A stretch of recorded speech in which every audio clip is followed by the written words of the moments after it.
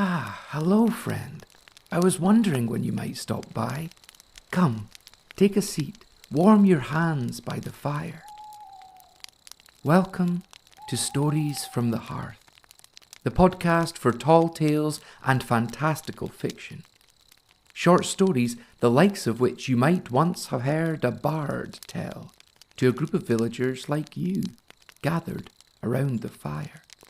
This is an experiment in independent storytelling, a safe and inclusive space for you to relax, dream, explore and challenge yourself. Join me, Cal Bannerman, on the last Sunday of every month around this campfire, roaring in a clearing in the woods beneath a star-speckled sky, and lose yourself in a genre-bending tale of history, romance, science fiction, or fantasy. These are tales to transport you, doorways into another world. Stories from the Hearth is ad-free and free to listen to. Its existence depends entirely on the financial and moral support of its listeners.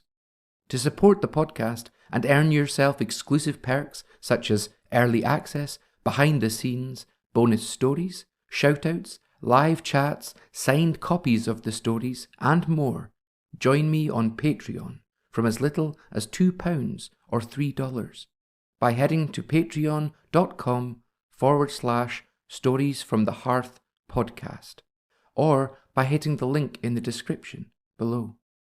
My warmest thanks to those of the novice narrator tier and higher who helped to make this community possible. Mully, Ruthie, Vivian, Nick, Sandy, Jane, Rob, Charlie, and Jen. Thank you. Now, gather close, for I've got a story to tell. This is episode 18, The Fox That Moved In Upstairs.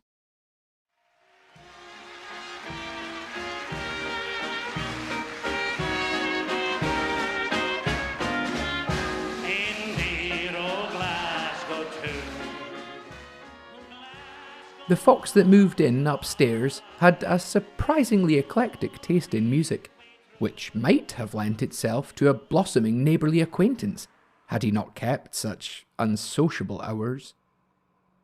The flat upstairs had lain empty for as long as the rest of the block's residents could remember. A rotting tenement building in a secluded corner of Glasgow's city centre, the building might have been 50 or 500 years old. Soot clambered the exterior of the block in choking clouds of black, which shimmered wet in window corners with 1,000 exotic species of damp, mould, and green algae. So much so that to the unassuming viewer, it might, under the right lighting, be mistaken for a rainforest at night. Along one side of the building, a Victorian alleyway plunged toward a refuse area, complete with great, yawning metal dustbins and colour-coded recycling units which seemed to exist in a permanent liminal space between overflowing garbage sea and sentient beast. In reality, however, waste collection was but the dim and distant secondary function of the dead-end lane.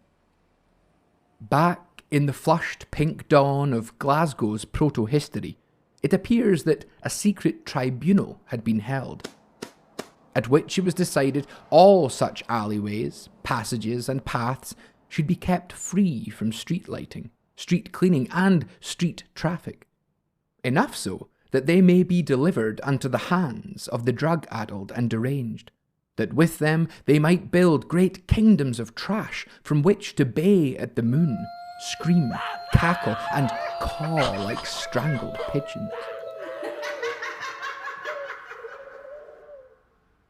On the inside, the tenement was only fractionally less derelict than its greying epidermis suggested.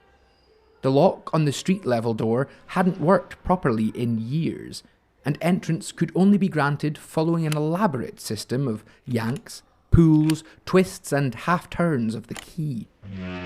Unfortunately, this meant that even the most security-minded of occupants tended to leave the bottom door on the latch, so as to save themselves a little time and frustration further down the line. Thus, come rain, hail, wind or snow, Glasgow would inevitably find some way of throwing the unlocked door wide open, and in would pour pollution, litter, dust, grime, and any number of characterful passers-by the city had to offer. On especially blustery days, the stairwell quickly took on the guise of a modern art installation, strewn with cigarette butts, biscuit packets, condom packets and packets of condoms, bags of chips, bags of rubbish, plastic bags, bags intended for life yet cast away after a week, and, as ever, the odd syringe full of an exciting mystery solution. When not covered in street garbage, the stairwell revealed the extraordinary and arguably mythical age of the building, in cracks like great fissures or canyons, splintered and webbing from first floor to fourth. Like ivy may pull apart a building from the outside, these cracks did their best every day to tear the thing down from within. Ironically, the apartments contained within this brittle Scottish skeleton, with its distended smoker's lungs and mouth like an ashtray, were wonderfully pleasant places to live. Softly lit by an abundance of natural light spilling through broad bay windows, the tenement flats were airy and comfortable. They were charming too. In stormy weather, the ancient fireplaces, only half closed over, whistled and moaned the song of the city's turbulent history, whilst rain pitter-pattered on sets of flaking sash windows, permanently wedged ever so slightly open. Floorboards of lacquered oak, presumably cut from the same trees responsible for both the Cutty Sark and some early wooden version of Stirling Castle, creaked out a melodic tune, no matter how lightly one treaded, resembling the keys to some great piano, which more than one historic resident of that place had considered might pose the greatest innovation in musical instrumentation since the advent of the electric guitar. All this is to say that, though to the untrained eye the city centre apartment block was more akin to a decaying mausoleum than a place fit for habitation, to those in the know, these superficial flaws were small price to pay for affordable rent in a set of flats with such intricate and lovely cornicing. It is perhaps little wonder, therefore, that the folks who moved in upstairs chose to live here, rather than in some cleaner, classier and flashier modern build. After all, once you've known the high ceilings of a Glasgow tenement flat, can you ever really go back?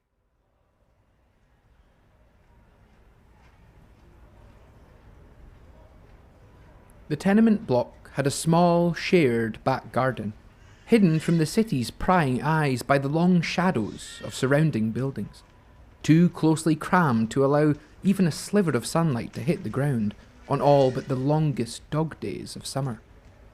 As such, garden is perhaps a lazy choice of word. Graveyard might better suffice, since it was on this patch of brown, lifeless mud, bisected by neck-high washing lines, that all the rodents of Glasgow seemed to converge at the end of their pale and tremulous lives. Dog feces, cat spray, rat bones, and the tiny broken rib cages of sparrows littered the lawn in place of grass, crocuses, snowbells, and dandelions. So hopeless was this postage stamp garden that the majority of the building's residents, despite it being the only thing of interest to view from their rear windows, neglected entirely to acknowledge its existence, and instead went most of their lives sitting in the sun-drenched gardens of friends, sighing and saying, "Oh, I fair wish I had a garden to sit in." It was in this little pox on Glasgow's status as greenest city in Britain that the fox had been born.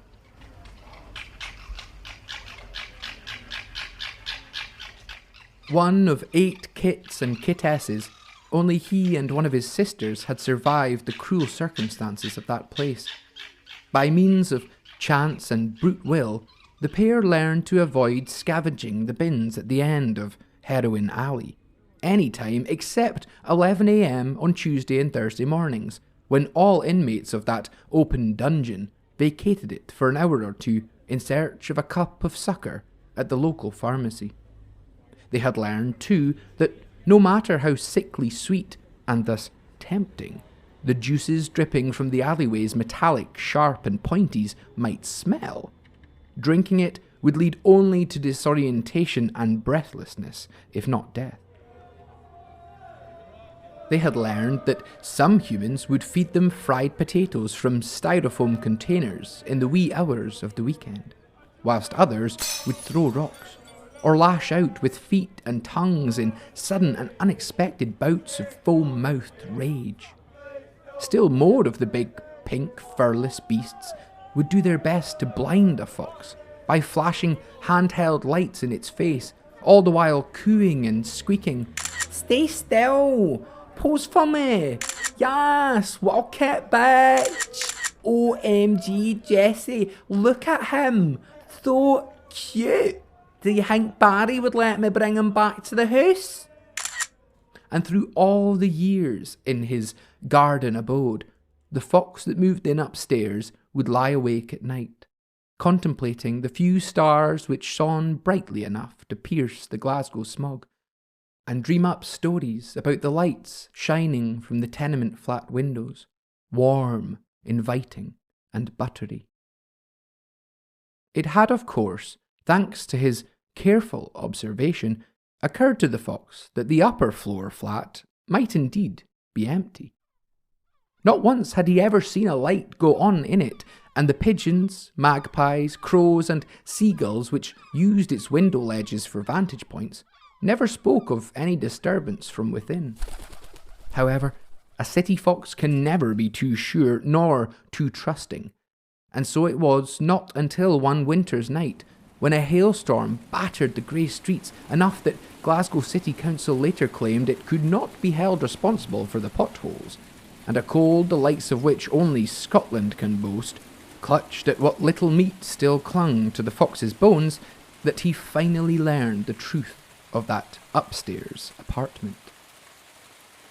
Curled as he was against the ice and falling snow, the fox had inadvertently created a snug little alcove by his belly, against which a lone mouse risked the warmth of a snuggle. Too tired to hunt, and never having been particularly fond of mice meat, the fox instead struck up conversation with his furry visitor. In short, he learned that the mouse had visited the flat on the 4th floor of the crumbling edifice, and, to the best of the knowledge its pea-sized brain afforded it, it knew the flat to be empty. In fact, the fox was curious to learn that the mouse's whole family, going as far back as it could count, which in all honesty wasn't that far, had been proud to call the empty apartment their home. Recently, however, the introduction of a pet white cat to the block had made visiting the flat problematic for the little gal, hence her taking refuge among the fox's mangy yet velveteen red-brown fur.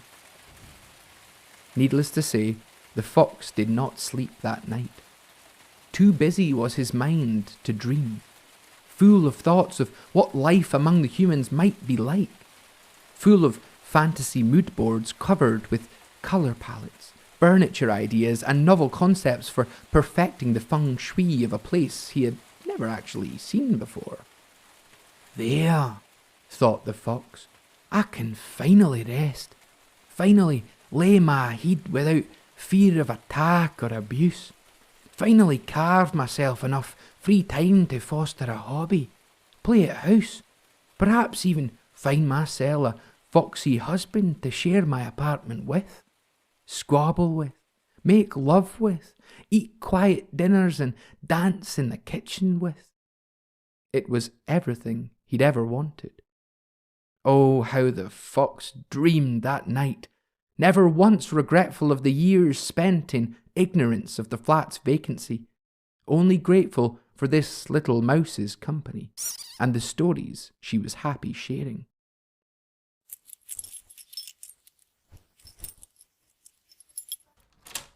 How the keys to flat 4/2 came into the fox's possession remains a mystery to this day. Naturally, though, that hasn't stopped his neighbours from speculating. Some say he never actually acquired the keys at all, only a master burglar's expertise in lock-picking. Others that the owner of the long unoccupied domicile was tracked down by the fox's keen sense of smell and forced at paw point to proffer up his passkey. Then there are those who believe quite wholeheartedly that the fox is the owner of the flat, and was all along, that he returned to the city centre tenement after a long and arduous journey, following his transfiguration from human to that which biologists call vulpes vulpes, a long-snouted and bushy-tailed member of the order Carnivora.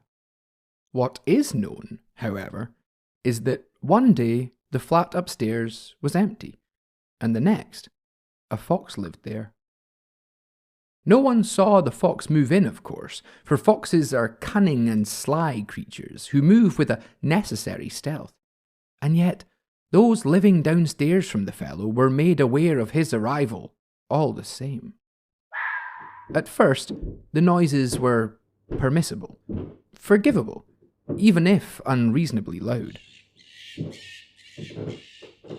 Just as the residents had not complained about the mushrooms growing behind their washing machines, the constant dripping from their boilers, the damp spreading behind wallpaper from an untraceable leak, the ever-lingering smell of cigarette smoke and chicken curry in the close, the absentee landlords, the urine stains decorating their storm doors after every Rangers versus Celtic match, nor did they complain about the sudden profusion of bangs, crashes, squeals and yelps, screams, shouts, amplified guitar and tuneless singing, which suddenly began spilling forth from the flat at the top of their close.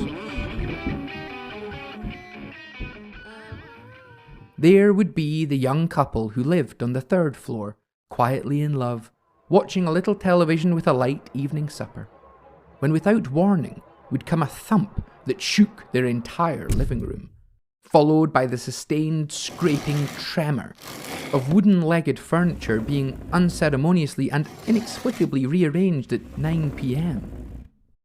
There would be the family of 4, living opposite the 2 women, their newest born just fresh home from the hospital, the parents claiming a final desperate half-hour of sleep as the rest of the world began its waking stretches, when what should break the dawn silence but the terrible, gut-wrenching cries of a man being slowly ripped apart one limb at a time, which was in fact the fox and a friend at the end of a successful grinder date. There would be the lone stoner in his flat across the hall from Senor Zorro, Monsieur le Renard, Herr Fuchs, settling into the couch with a good book and some incense on, a nice fat spliff clamped between his fingers, the rest of him wrapped in a waterfall of blankets to protect against the bitter cold of that building. When what light should through yonder joining wall break but light my fire by the doors? Of course, before the reefer-toking neighbour could even begin to nod his head knowingly along to Morrison's sultry tones, the song would skip into some experimental electric jazz, then onto EDM, gangster rap, disco, then back to rock and roll, before pivoting swiftly into a never-before-heard Beatles/Daft Punk mashup, which sounded just as bad as it sounded. At times, the gentle neighbour's nightly escapades into the land of weed would be scored by a lilting Rachmaninoff, and he would breathe easy for just a few minutes, before the fox, right on cue, began looping the work of the great composer simultaneously with a sort of coarse, home-style beatboxing, a pinch of freestyle, privileged white boy rap, and the cacophonous drum solos of John Bonham, somehow played over a series of different PA systems and hi-fis, positioned, the stoner presumed, all around the fox's flat, so as to create a Phil Spector-ish wall of sound aimed to converge precisely on the centre of the stoner's settee. Indeed, the fox across the hall had a surprisingly eclectic taste in music, and might have, in time, become a staunch friend of his brain-buzzed closemate, were it not for, all of that. Then there were those residents on other floors, who, despite their relative distance, were yet disturbed by the fox's strange manoeuvrings. At all hours of the night and day, they would find their hushed conversations, stolen intimacies, solo meals and dinner parties abruptly and rudely interrupted by thwacks, cracks, smacks and thunderings, hoots, toots, foots and feet thumping around like the fox wore boots of cement. Whining instrumental solos turned up so that the gods could not ignore them, and a greater mass of rubbish than usual festooning on landings and through the wirework of banisters like so many garlands of crap. By the time any of them thought to do anything about their new and impossible upstairs neighbour, it was indeed far too late, for the fox had ingratiated himself into the neighbourhood, and whilst never met on a stairwell by any of the other flat dwellers, nor spied on the street returning from work, nor known by name, nickname, or even misdelivered envelope, it was quite clear that the fox was here to stay. And since none of the occupiers of that dilapidated block knew each other, more than to mumble an awkward passing greeting, not one of them ever considered confronting the fox on his failings as a neighbour, not even to pop a carefully worded note through his door. Though I guess it's true that they could not have been sure the fox could read. Thus, the slinky wee fellow's behaviours went unchecked. It is even said that because of this, and because of his upbringing, it remains entirely possible he simply was not aware of how loud he was being, nor how thin the walls and floorboards of a Glasgow tenement flat were, for reasons unintelligible, designed to be. So the fox remained, happy as a milk-fed cat in a ray of summer sun, building himself a home as downstairs neighbour after downstairs neighbour moved in, discovered the untenable racket, and moved right back out.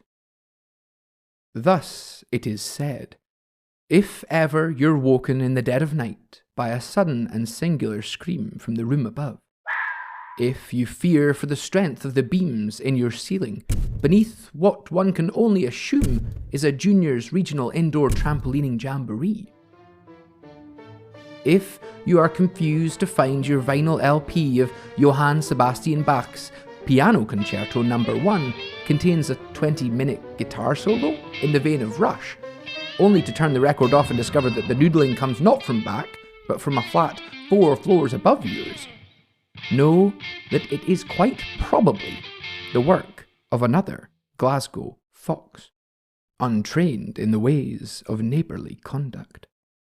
For so the legend goes, that all upstairs neighbours found in and around the greater Glasgow area were once denizens of the streets, starry-eyed and fur-coated, and, just like the fox in this tale, only ever eager to find a place they could call their own, and thus inhabit it with all the sounds and smells and sights they had it in their power to produce.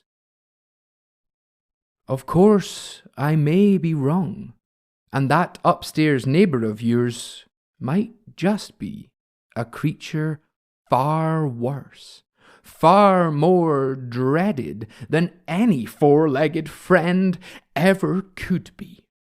For that upstairs neighbour of yours might just be a student.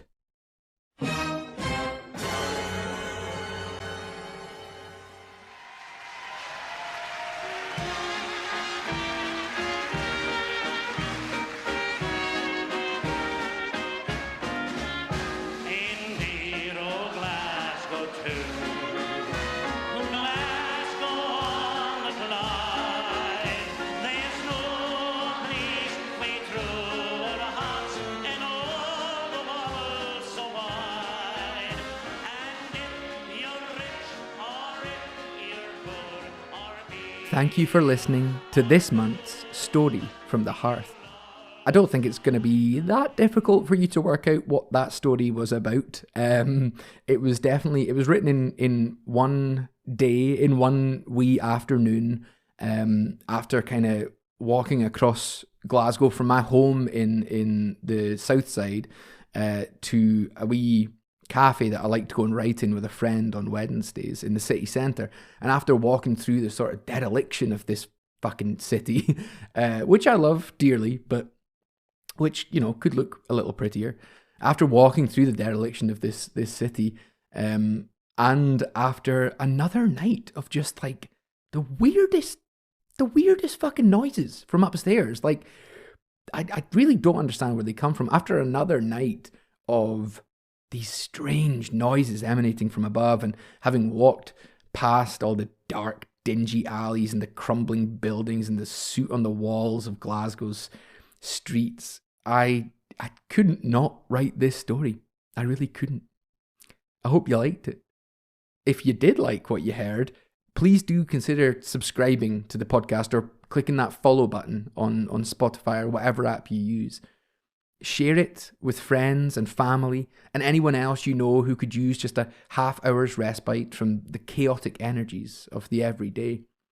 I don't really pay to promote this podcast, so I kind of rely entirely on people just spreading the news by word of mouth, and I've come across some incredible people from all around the world who have stumbled upon this podcast and proceeded to tell all their pals. I mean, it means the world to me, but it also just helps get the word out there and helps this podcast grow.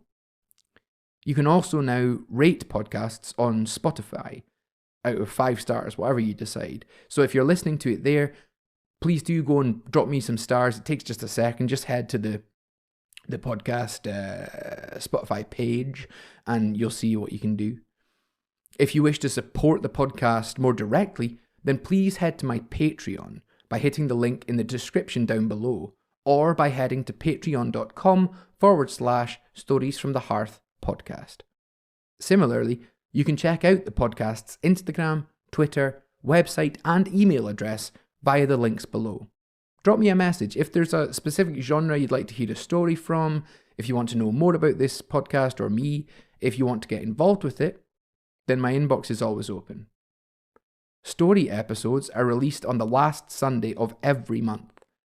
Additional episodes in the Wandering Bard historical mini-series will pop up from time to time.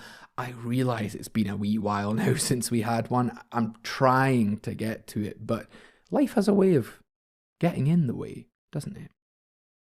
Anyway, until next we meet around the fire, I've been Cal Bannerman, and you've been listening to Stories from the Hearth.